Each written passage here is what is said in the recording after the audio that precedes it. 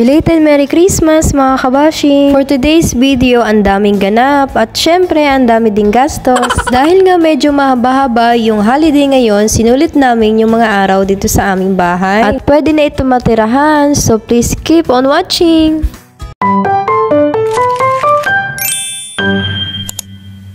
Hi mga kabashing! So, going home na tayo. Dito na kami, puro damo na. Yan, after 3 months, yan na siya. Puro damo na ang paligid. Tingnan nyo naman. After ng 3 months, tingnan yung damo dito sa likod. Wala, grabe. Tapos na ng tinanim kong kamuting kahoy. Kakatakot mga kabashing.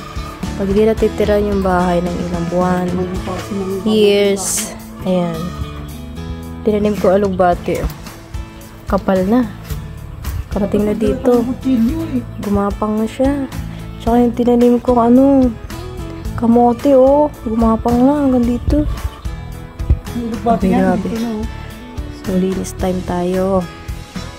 So, ayun na nga mga kabashing, hindi nga namin alam kung ano yung una namin nalilinisan dito sa bahay. Pagdating nga namin ay andito na rin yung isang truck na papatambak namin. At agad-agad na rin nga ang inayos ng aking asawa itong lutuan na binili namin sa online. Kung mapapansin nyo nga ay bagong gawa rin itong aming lababo. Ngayon nga lang namin ito nakita dahil kapapagawa lang namin ito kasabay ng CR. Pinalagyan na nga namin itong gasol. So, ayan, gumana naman. Wala pang ang ilaw dito sa sala kaya lalagyan din namin ng temporary na ilaw. At ako na nga yung umakyat dahil alam nyo na. At dahil nga magpapatambak na kami, bago man lang mawala itong mga tanim ko sa likod, ay pinagkukuha ko na yung mga talbos. Bago man lang matanggal ito, ay matikman ko man lang yung aking mga tinanim dito. Lalo na ito yung bunga ng kamuting kahoy. At dahil nga meron ng gasol at stove, bumili na rin ako dito ng mga lutuan. Isang set na nga itong binili ko. So ayan, okay naman siya lahat. Mga stainless pala ito mga kabashing. At sa online ko lang ito mga nabili. Nilagyan na rin namin dito ng temporary na kurtina para kahit papano ay magmukhang kwarto naman siya.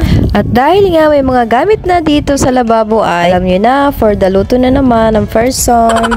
Excited na kasi yung gamitin yung mga binili ko dito ng mga pangluto. So for today's ulam, ito nga pala yung hinarvest ko sa likod ng aming bahay. At ang aming pinakaunang ulam dito sa aming bahay ay sinabawang gulay. Lalagyan ko nga lang ito ng kamatis at sibuyas.